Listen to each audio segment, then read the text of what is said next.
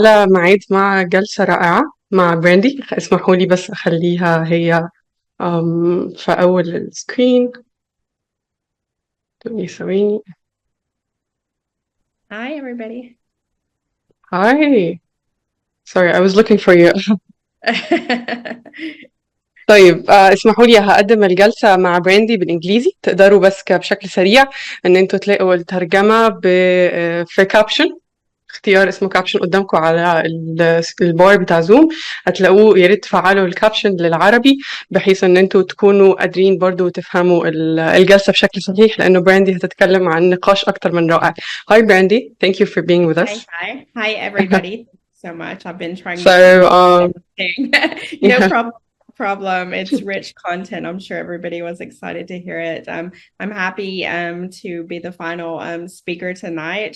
I'm gonna try to talk really slow so that the captions can catch it. If I get going fast, I'm sorry. When I get excited, I talk fast. So don't worry, please join me No problem, no welcoming problem. Brandy, a design strategist and a community lead at Al-Mashtal. Brandy has a wealth experience in the Saudi business landscape, and she is the founder of Kingdom Creatives, which was our official media sponsor this year. Thank you so much for this opportunity, Brandy.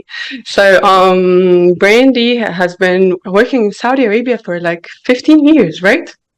Yeah, Yup. that's great. So Brandy is passionate about the interaction of design, research, and community. And today she's here to talk about life-centric design. So let's give her a warm welcome, Brandy. I'm afraid to say your last name. I don't know how to say it. My name is Brandy Jano. Yeah, no, okay, yeah, okay. It's nice to meet everybody, and congratulations, Yara. The event has been amazing, and the talent of people that have been speaking have been so nice. I can't wait to Thank you so hear much. about it over coffee this week. Yeah, So sure. thank you all so much. I'm super excited to be here and to talk about life-centric design today. As designers, we often focus on creating for humans, but I really want to expand everybody's perspectives to include the entire ecosystem. I want us to explore how design can be broader and more inclusive. So, okay, Brandy, life-centric design is a new topic, I guess. We have been hearing of human-centric design. So, can you start by defining what life-centric design is and how it differs from human-centric design? Absolutely. So, Yeah. humans represent less than 0.1% of the total biomass on Earth. So, we're a very, very small little dot in the environment. Of course, life-centric design is an approach that considers the entire ecosystem, not just people. It focuses on optimizing the experience for people, plants, animals, and the other natural environments of the design process. And it creates a balance so that we can thrive with our environment. Oh, that's great. So, why is it important to consider the entire ecosystem in the design projects? Well, when we consider the entire ecosystem, we create environments that are not just functional for us, but harmonious with nature. Ignoring Okay. non-human elements lead to imbalances. It supports the health and well-being of all life forms. If you think of, imagine as architects, I'm sure there's a bunch of architects listening to in today. Yeah. Imagine I'm sure There's a you lot of artists here today. artists. So we'll talk to you all too. But Yeah. there but if you think about architects building houses and building businesses, I'm sure you all have heard stories about wolves coming in or coyotes, these kinds of things coming in, and people are like shocked. Oh, there was a bear, and I saw on Instagram the other day a bear went in somebody's hot tub and was taking like a soak in the hot tub, and people are shocked. But we're actually going Yeah. into their environments. We're designing in environments, and we're taking a lot from the earth. So this is why That's it's right. really important for us to stop thinking about people, stop thinking about us, and to start thinking about the broader aspects of the entire world and the environment that we're in. So that's great. So can you share some examples of successful life-centric design projects in Saudi Arabia or in the MENA community, actually? Yeah, sure. Well, I'll talk about Saudi since I'm familiar with that. Okay. I've been here for Yeah. 15 years. I'm sure some of you all might can tell us something about wherever you live, whatever country you're in. It would be really nice to hear that at the end Yeah, of it the would be really nice. ممكن تكتبوا لنا في الشات انتوا منين. ده هيخلينا عارفين احنا بنتكلم مين. I was talking them into Arabic, just telling them to write where are they from. Yeah. So one great example that we have here, and it's actually by me, is the King Salman Park project. It is being designed right now. It's going to be one of the biggest parks in the entire world. It's being designed to create green spaces for wildlife, recreation areas for people. It will improve the air quality in Riyadh, which we all know we need very bad. Another example is Wadi Hanafa Restoration Project, which transformed a polluted valley into a thriving ecosystem with natural water systems, native plants, and habitats for the local species. These projects show the perfect example of what life-centric design is and how it can benefit us and the world around us. That's great. Actually, all the people who's living in Saudi Arabia are very excited to King Salman Park. I guess it's going to be a great park. Yeah. So, what really about the learn projects? To respect greenery. Yeah, we all love greenery. So, what about projects that didn't consider the ecosystem and faced challenges? Well, I think one of the biggest reminders that we have is the Great Barrier Reef. This was a natural wonder that was 20 million years old, and we've almost caused permanent damage to it. I mean, 0.01%, and we caused damage to something that was 20 million years old. This just shows the effects that we are takers as people. And anybody who's heard me speak or talk before, you know, I always say that design is the most important industry in the world. Everybody's a designer, even if they don't, designing business plans, designing workshops, graphic design, designing of buildings, designing of landscapes, designing of food. You know, it's a big industry and we have the power to truly change everything. I really do think the creative sector can change everything in the world. So it's important for us to start thinking in those terms. Okay, before going to our next question, there's a lot of people that are typing in the chat, but it's come to me direct message. I don't know why, but there is let's hear it. There's from Adam. I want to make this interactive. I don't want it to be boring. We're talking about the creative. Yeah, I want them to write to the meeting chat, not for my direct chat. So we have attendees from Riyadh, Cairo, UAE, and that's great. From Saudi Arabia too. That's great. And Jeddah. Wow, we have a lot of people here today. How many people are designers? Designers? How many are designers? في كم مصممة? Yeah, I don't know. I do want to know how much designers we have. I see Emna. Yeah, Emna raising her hand. Please speak if you have any question. Okay, I don't know where she got. Okay. Saying she's a designer. Yeah, I guess she's a designer. Yeah. You got a photographer right here trying to be a designer. Learning. What are you trying to learn? What discipline? It's more about like every design. I'm not ready yet for anything, like, you know, any side. Just like now I'm learning about everything, so I can't really know what I'm going for. Well, I'll tell you something. The older that's you get, fine. Design. I'm sure all of our seasoned designers can attest to that too. Yes, I'm trying to listen to that, see how many experience that, and then we'll see. Yeah. Well, best of luck. If you have any questions, you can always send them my way. All I do is talk about design, it seems. Thank you. Yeah. So our next question is for designers, actually. What particular steps can designers take to incorporate life-centric principles into their work? Well, this is something a very deep question, actually. I'll try to make it fun. I think this is really one of the most important things because, you know, when people hear these kinds of terms, and I'm not a big term person, methodology, this kind of thing. Yeah. It's boring. And I think that it's just something that's made up to make us kind of be structured in a zone. And I like us to all kind of be different and to look at things at a different approach every time. So it really does start with your mindset. Whenever you hear this, think about how all of the designs that you create, and I'm talking graphic design, architecture, anything. How does this impact the environment around you? Not just me, not just you. This starts by Okay.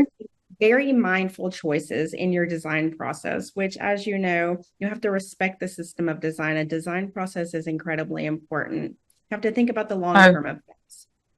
Yeah, Even that's simple great. changes can make a really big difference. For example, using recycled or sustainably sourced materials, web hosting services that use renewable energy, timeless designs that don't need constant updates, encourage digital over printing. And one of my favorites is the usage of digital libraries and resources to avoid Okay. creating new materials from scratch. I'm sure every seasoned designer is a big lover of the digital libraries and resources. That's right. Okay, when we are thinking about research, how do research and collaboration play a role in achieving the life-centric design? Well, you know that I'm a researcher, so I love research. Yara and all of our Saudi counterparts here, they know that me and Kingdom Creatives, we have a large community here. We actually have the largest community in Saudi Arabia for Saudi-based Yeah, it's a creators. really, really great Um, community. I love you it's a all. big community, and we're very proud of Yara. And Thank you. I'm able to do focus groups, and I do a lot of research. Now, a lot of people, whenever they hear that you're a designer and they hear that you do research, they always think you're in UI or UX design. And I'm talking Yeah. about like scientific research. I'm talking about focus groups. I'm talking about publishing research reports and white papers, especially in a place where in Saudi Arabia where we are actually not part of the design industry. We are architects of the industry. Now, I've been here for 15 years. I've been here Okay. since when designing wasn't a cool in the Middle East. It was the hobby that your parents didn't want you to do. I'm sure you all have been there. At some Yeah. the old designers have all been there. And, so there's no research, there's no data. We've all been building this together. And I'm not going to say that we're anywhere near ready, but we are all doing it and we're all building it together. And there's something really nice about that when you're in a community like Saudi and you're able to get this research and build an entire industry together. It's Yeah. quite special. So that's fine. Okay, I have maybe two last questions or three before having the questions from our attendees. So, what challenges have you faced when avoiding for life? No, no, not avoiding. Wait. So, what challenges have you faced Advocating. when advocating for life-centric design? Yeah, I face many. yeah, I know. I face many, many challenges, but I think one of the biggest challenges is just the mindsets of the stakeholders. What do I mean? Okay. The people that hire you, the people you want to hire you, your counterpart, your colleagues. A lot of time, when you come up, when you're talking about terms Yeah. like life-centric design, and there's another term that I also talk about constantly over the years called design diplomacy, and it really fits Hmm? in with centric design because when we're talking about places like King Salman Park, for example, and all Yeah. of you all are from rich cultures and you understand the different cultural aspects for tourism that you have in your countries and your cities. Now, this is the perfect example of design diplomacy and people coming to your country, people getting a dose of your culture, people learning about you. And this is the most Yeah. important diplomacy in the world is design diplomacy. And that also ties in with life-centric design because these parks and these cultural hotspots that are in your countries and in your cities, they're not just made for me, for Yara, for Layla, Yeah. for Nancy. This is something that should be created for everything all around Right. us. Like I said, for the entire ecosystem. Yeah. So that is, I think, one of the biggest challenges is just that's a lot of information what I'm talking about, and a lot of people, they look at designers, okay, just design something for me. It doesn't take long, just 5 minutes. Just 5 minutes. So you all know that this mindset is in our industry. So just, getting these basic kind of education and understanding. But at the end of the day, this is our job as designers. We have to always be teaching our industry. We have to always be upgrading. Yeah. We always have to be doing these, showing effort and showing the stakeholders the effort for the long-term benefits and doing the right thing, because the biggest challenge is finding the right balance between the humans and the non-human elements so that we can all coexist.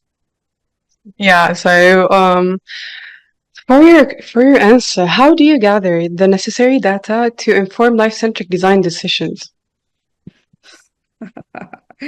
Well, research is key. Exactly what we're talking about. Yeah. I'm still gathering it. I don't know if I will ever be done gathering it in my lifetime because it's constant. And the thing that we suffer with here in Saudi, I mean, many of you all are from the countries that have thriving design ecosystems and cultural disciplines and sectors for eons. As we are building this, we don't have data and research, but the problem is that our market is moving so fast, we can't keep up.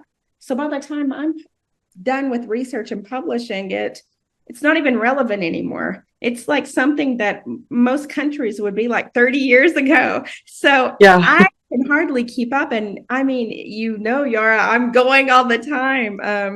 So yeah. So, it's like a question off the topic, but for the whole day, we have been talking about AI and artificial intelligence. So, what do you think? How can AI help in life-centric design, and how can AI help the designer actually? Now, I'm The a designer big itself. AI advocate, and I know that all of the people here in the creatives, there's either some of you Yeah. that hate it, some of you that love it. I think there's not really black and white. Now, I've always personally been an AI advocate. Why is this? I do believe in ethics of design, art ethics, AI ethics. And ethics, at the end of the day, this is something that we are taught at home. This is something our mother, our father, our grandparent taught us. I don't think that you can force someone to be ethically correct. And AI is a perfect example. People are going to do bad things and people are going to do good things. Is there any way to control a human's ethics? Not really. We have a lot of issues. This is a whole nother event.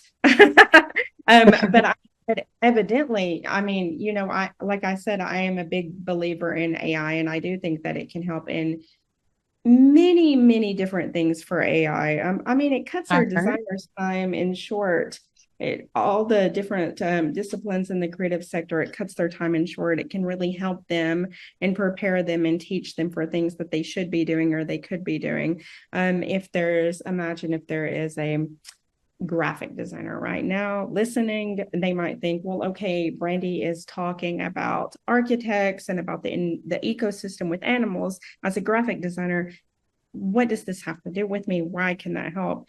You can get a plethora of information from AI on exactly how you can do this in your discipline. Okay, so you do see that AI can help the designer. Yeah. Absolutely. At the end of the day, like I said, it's all about your personal mindset and your ethics. I do think that, and people say, well, it's going to take our jobs. It's going to take our jobs. Listen, I've looked at AI and I know all of these creatives, many of them, it's not taking your job. These are fantastic people that hone their craft that AI cannot take from them. Will the different jobs grow over time? Absolutely. If you look at, people that used to type in the 20s and the 30s, we don't even use typewriters anymore.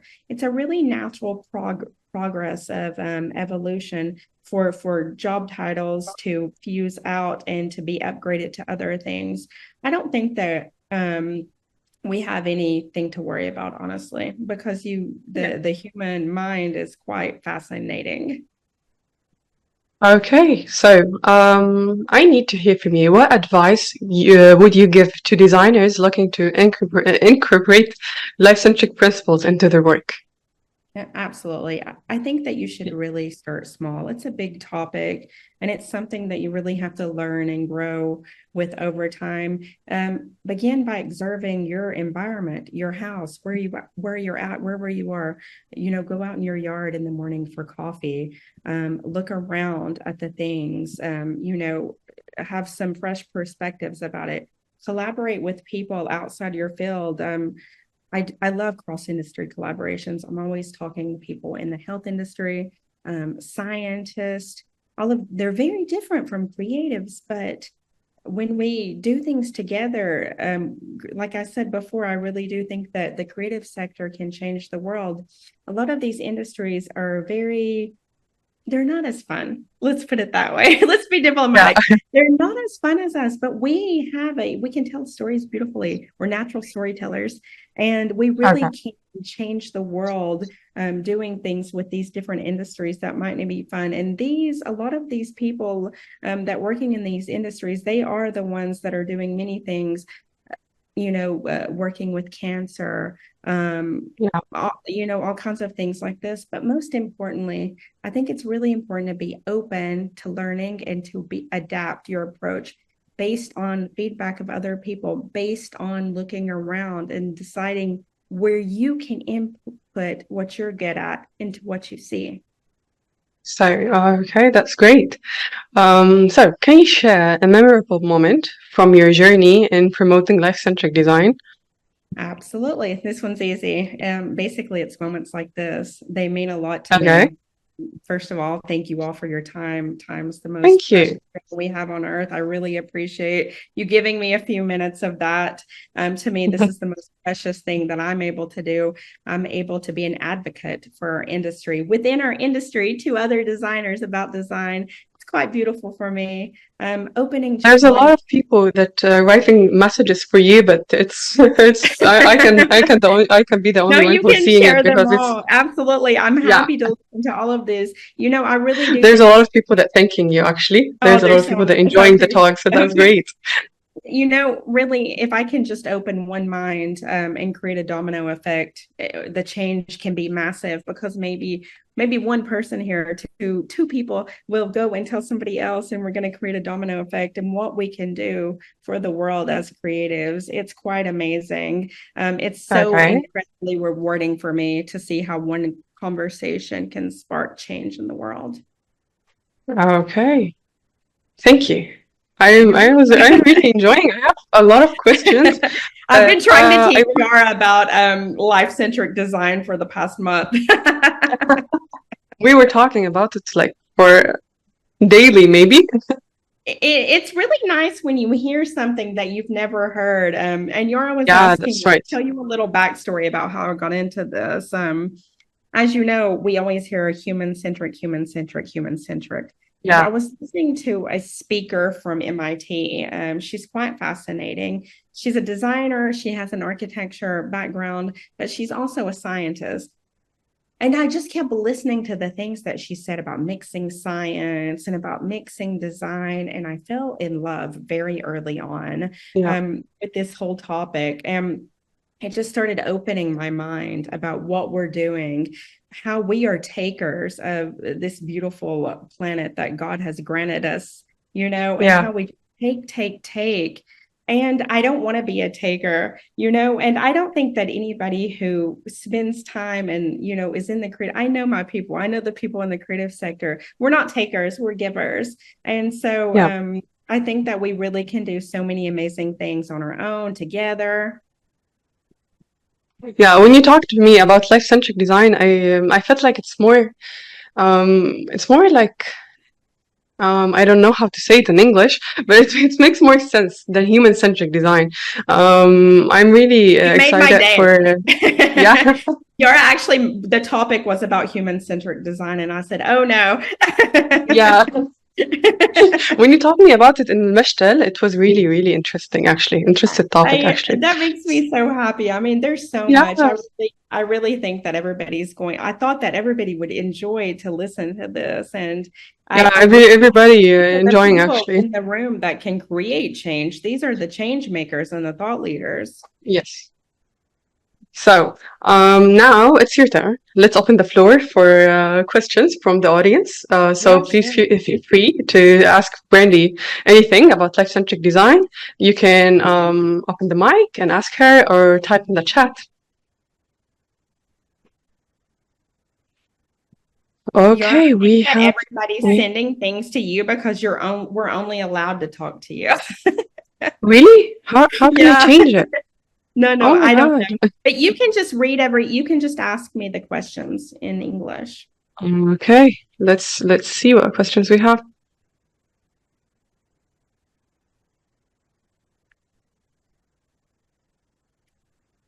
So Muhammad asking actually, in your opinion, what directions will the design take? For which design exactly? Life-centric design. You mean for anybody The directions, yeah. So this is a great topic or a great question, Mohammed. And this is exactly what I was talking about is a lot of people who talk about design and they teach about design, they put it in your head that you have to take steps. I think the steps are very dangerous. This methodology, design thinking, and these steps. And now they're great to read about and to study and to be aware, but I don't think there is any certain steps. I don't think that there's a certain direction. Like I said, I really think it's just a mindset and a natural thing that you implement into your work. I would say be very careful when you're learning about design to think that you have to follow clear instructions and steps because creatives' minds, our minds do not work like that. You're gonna hold yourself back. So that's great answer actually. So he's asking to you, what advice do you give us as new designers? Oh, I love new designers because I feel like you're about to go into a beautiful world. Like I said, honestly, my entire career has been in design. I went to a private design school in Chicago, Illinois. And then I'm American, in case you all didn't notice. I got too excited to introduce myself deeply. But I've spent my entire career in Saudi Arabia. So as soon as I've been out of school, I've been here working in the design industry. And my situation has been very different. If I would have started my career in America, I would have been able to be a different designer. But since we were building the industry, I've really had to mold and to be this special designer. I had to learn the research. I had to learn this and that. I would say that the best thing about being a designer or getting into it, first of all, you're already there. You decided that you want to do it.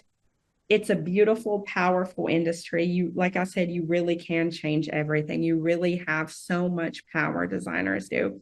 From the baby carriers in a car were designed by somebody to protect babies. From a glass that you're holding, it's designed to fit in your hand, a water bottle. There's nothing that design hasn't touched, and it's just beautiful. I think just meeting people, like all of the people that are here, listening to talks like this. One thing I've realized is when you want to know how to do something, you will learn it.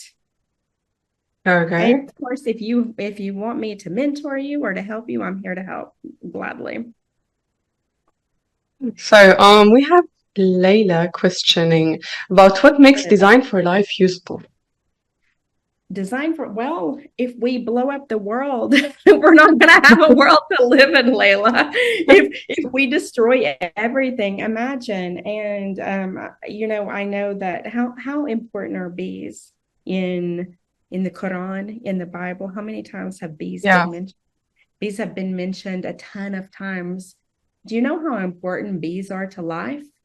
Do you know that we can't survive as humans without bees? Do you know that we're in danger of losing bees? This is what life-centric design will do for the world. Okay. Maybe we can take more questions now. You can write your question in Arabic. تقدروا تكتبوا سؤالكم بالعربي. أنا هقول لها على طول على سؤالكم. So maybe we can give them more minutes. I guess everyone is excited for the talk. They want to hear more than asking, actually, I guess.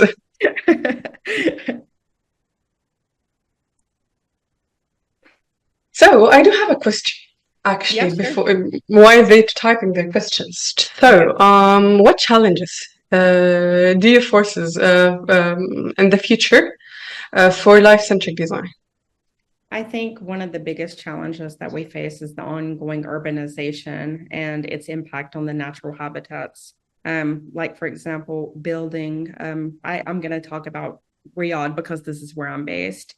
So forgive me if it's boring to talk about Riyadh constantly. But it's a huge city. Anybody who knows we're fighting for our lives every day. We get in the car with traffic and they're going to make it bigger. They're going to make it larger. This is something great for humans. It's great for the economy, all of these kinds of things. But it's such a huge impact on our natural habitats. Another big one is climate change. It requires us to constantly Okay. adapt our designs to changing conditions. If you think about, people always will think, oh, Saudi Arabia is the desert, so I need to design for the desert. Saudi Arabia is a huge country. We have all kinds of climates, all kinds of different terrain, from the mountains to the sea to the desert. So designing, if somebody comes in, a designer with no background about the country, cultural awareness, as I call it, and they only are designing for the desert, it's probably going to fail. But the climate change and what's happening in the environment is very important to your design. Will my design, will the impact of the sun affect my design? If it's an architect, a product designer, industrial designer, will the snow affect it? Will water affect it? All of these are valid questions designers have to ask, constantly. And it is so important to stay informed, to be flexible, and to always address these challenges. Always update yourself. You think one way, it's okay to think one way. And it's okay to learn more and to gain knowledge and to change your mind. That's the evolution of humanity, to open our minds and to try to do better. Okay, that's great. We have two questions actually, and it's like tall questions, but one from Ruby. Where do you think interior design in the future? Where do you think interior design in the future would look like, and what kind of jobs will be there? Well, that's a good question. Interior design has always been a flourishing discipline. Well, I'm hoping that interior designers, start implementing these things into the designs. Has anybody ever saw a living wall? Does everybody know what's a living wall inside of a home or your gardens? I'm sure you all have beautiful gardens at your house and you have living walls. Well, this is something that usually is built. You would think an architect builds this, but it's usually done by the interior designer. Now, these are walls exactly like we were talking about. Well, I'll use bees as an example again, where wildflowers and different kinds of flora and fauna are built in so that the bees can survive and that they can make a home and that they can pollinate and to do all of these things. These little additions, I think, will be the future of all of the disciplines under the design industry. And I really think that whenever you start implement green roofs on top of buildings, we can't have them here. It's way too hot and expensive. But anybody who lives in lush, different climates, they can have these green roofs. But these kinds of little changes, this is what's going to be the difference in a designer that was and the designer that is. Teaching the stakeholders these things, having them to think in a different way. These little things, thinking about the world around you, I really do think that this will make designers stand out and really be, in the forefront of what's going on in the industry. Okay, so we do have a question from Yusuf. How can life-centric design frameworks balance the often conflicting needs of the human well-being? And there's like more, wait, and the ecological sustainability, particular in the context of designing products and services that must remain economically available. What? I don't know. There's like wrong in the text. Okay.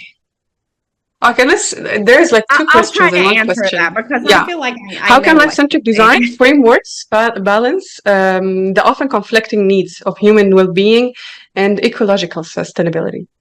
And Yeah, who that's asked the this? first question. Who There's two said? questions in one question. Okay, let me answer that first. You Yeah, said you yeah, said, go. right? All right. So the answer is easy. What you just asked, that's what human-centric design is. And Yeah, the point is to try to get you to stop thinking about humans. Are our needs complex? Sure. Absolutely. But again, at the end of the day, we represent a very small biomass of our ecosystem. And so if we continue to think in this a human way and thinking about our needs and not the world around us, this is a huge problem. yeah. And then what was the So second part?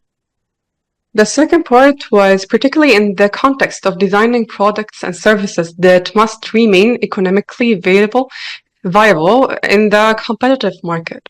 Yeah. Listen, I get this completely. There are many things that have to stay human-centric. I mean, when we're talking about doctors, we're talking about hospitals, you can't necessarily think about life-centric design when you're trying to say there are some professions that are human and human-centric. There are some services that are human-centric. You're never going to delete that from your mind. But you do have to try to think broader in the senses of where can I inject being life-centric? Where do I have to be human-centric? Like I said, it's really about the situation, but we really do have to start opening our minds up to these bigger aspects. Okay. So we have like a lot of questions, but we have a question from Professor Basma Fouda. Okay, great. She's a design I love professor. professors. So now, when the foundations of design are taught to the students, the rule by which they use elements to obtain a good design, there is always one student who deviates from the norm of the usual. So in truth, we cannot say that the student's work is not good. In fact, Yeah. it is confusing. But if she faced this accident, what is her response to the students? Will you tell her that your design is wrong? If this girl is your student? I understand what you're saying. So you're saying that she did something not great, something that you're not supporting with her design. I think that especially it's very tricky. And now I've mentored in over 20 countries. So, and young designers older than me, all kinds of people. And when people are learning and they're in the stage of learning, soaking in the knowledge, it is, as you all know, it's very important for us to be supportive and, I guess maybe to be a little more diplomatic in the way that we see things, but it's also up to us to teach the right things. It's up to us to teach them, instead of saying this is wrong. I think showing them, this is what you could have done better, or let's look at this, or let's try this way. I think because, like I said, creating these designers, and you have an amazing job, by the way, Professor, to be able to do this, to be able to put these amazing people that are doing great things into the world out there. So congratulations for that. So we do have two more questions, and I guess there's people that are writing their questions too. So, what inspired you to pursue a career in lifestyle design? I'm laughing because I'm still asking myself that. Like I said, so I went to school. My university background is a design strategy. I came to Saudi Arabia as a young designer, fresh, who had actually never designed, as you all know, when we get out of school. I kind of just started going at that time. It wasn't something cool. Nobody It was like I said before, like it was kind of like a hobby. Nobody really supported it or nobody really understood. I was talking about design 15 years ago, 14 years ago. I kept talking about design. People finally started listening. And I didn't really pursue that. I don't even call myself, by the way, a life-centered designer. I call myself a design strategist. It is up to us to kind of just upgrade ourselves and to learn how to be better. I wasn't talking about life-centered design 3 years ago.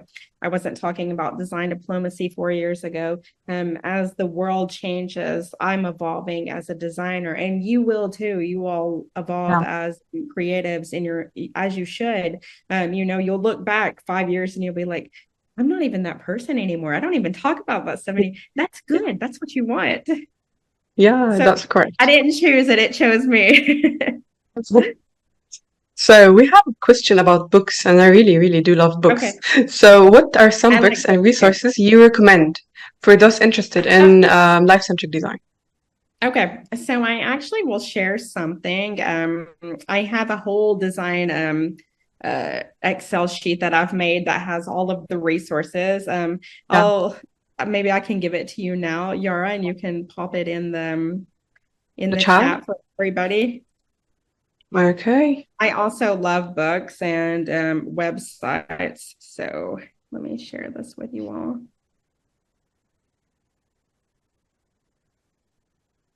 Okay, I've sent the link. There you have my chat. I'm a researcher, so I keep my databases for everything. Okay. You can So share I that put it in the chat. This has everything you need globally, and I've tried to break it all down so that it's very easy, from books to workshops to resources, communities, everything you can imagine. It's great for everybody in the industry. Okay, that's fun. Okay, we have one more question, and the questions are a lot. That's great. So how do you stay updated? I was scared no one would be interested. No, the topic is so cool. Actually, it's new. As Arabs, it's new for us to hear this topic. It's new for Americans too, by the way. It's something new. You all can take and run with it, please. Okay. So, how do you stay updated with the last trends and practices in your field? Okay, this is very important. I consume a lot of content. It's very important for me, especially since, I speak constantly. I'm always talking about the design industry. I'm always talking about Saudi design. So it's super important for me whenever I speak to know what I'm talking about and to be well versed. There's nothing worse than somebody relaying information and it's not true. So I take that very seriously whenever I speak to people, to make sure that I'm teaching a lesson and that I'm up to date and that I know what I'm talking about. Trends come and go. Don't get caught up on the trends. It's important to be aware of things, to have some kind of understanding about something that's happening or going on. I really do feel like that a lot of design practices, we'll take like branding, for example, typography, these kinds of things. A lot of good design, a lot of good branding and logo design is timeless.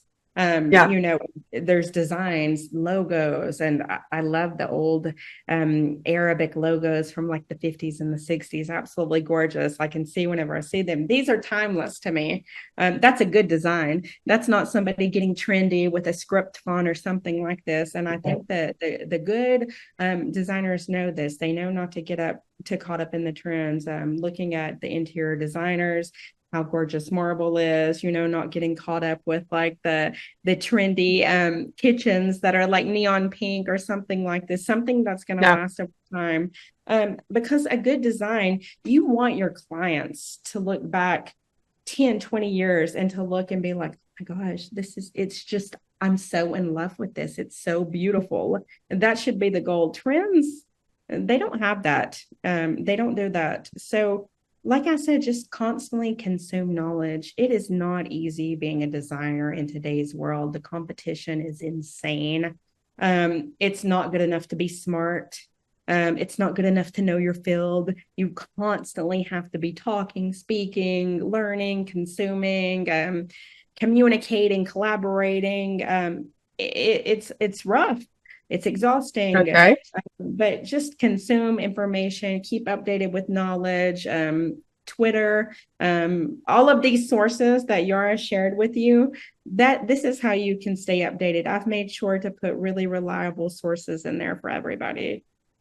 Okay, great. So we have, maybe it's going to be our last question from Mohammed again. And he is asking about what skills should a designer focus in order to become a demand in the market? Okay, well, what kind of designer? We have about 300 plus disciplines under the term design. So I hope he's talking about the brand, maybe graphic designer, or maybe we can talk, maybe when we are talking about life-centric design, we can say about life-centric designer. Well, I will say whatever it is. We'll talk about design as a whole. I mean, I would say that most designers, even if we are not a graphic designer, I'm not a graphic designer by trade, but I can design. I illustrate. I've had a whole brand of things that I created with my hands. I think that we're pretty well versed in a lot of the disciplines and designers. And the thing is that when you want to learn something, because I went to school for strategy, they didn't teach me Adobe Illustrator. I taught myself Adobe Illustrator. I remember opening it and being like, oh my gosh, I'll never know this. Now I'm like whipping around like crazy because I wanted to know it. When you want to know something, you will learn it, and you'll learn it very quick. So I think whatever design discipline that you want to get into, I think learning the tools is probably the most important thing. But there's also something else. I really believe in respecting the design process. You know, there's a difference. We were just talking about brands and about gorgeous brands that are timeless. There's a difference in a designer who has an education and put in hours to give you that timeless design. You know, they made the typography by their hands. Now, this is a beautiful art. This is something quite amazing. It's very different from somebody just grabbing like a free Google font and writing name of something. So I really do believe in respecting the discipline, respecting the industry, and respecting the design process and the time that you have to put in to get there. Okay, that's great. So I'm sharing with them your Instagram. So Instagram account. So anyone who has a question, so he can contact you, right? And they should follow you on Instagram. You have an amazing account. So I'll give you my personal Instagram is Smug, SMUUG. And I typed that. Yeah. Thank you so much. And yes, that's me. And I'm also on LinkedIn. I'll be happy to answer any more questions, or do anything that you all have that you think. I'm happy to talk to anybody. Thank you all for your questions. You made my day. It was always a great topic, actually. You introduce new terms. So you guys are amazing. You all are amazing. I appreciate your time. I know that it's late. It's 11:30 here in Saudi. I appreciate your time, and I'm happy to close the show. Thank you. Yara, congratulations. I think we all owe you a big round of applause for this amazing event. Thank you. Working like crazy. I'll take you out this weekend. Okay. I need coffee and a break. I need coffee. She needs sleep, actually, not coffee. I need sleep. Yeah, that's right. I need it. It was absolutely amazing. So thank you very much, Brandy, for accepting our invitation and being with us. It was an amazing topic, and I know everyone has been enjoying it, and I am personally enjoyed it. So thank you so much. There's a lot of people typing. Thank you, Brandy. I hope you can see the messages. I don't know why you don't see it. So thank you so much, Brandy. I hope you had an amazing, have a beautiful day, and I hope you have a lovely week. Ciao. Thank you. Bye-bye. Have a great night. Bye.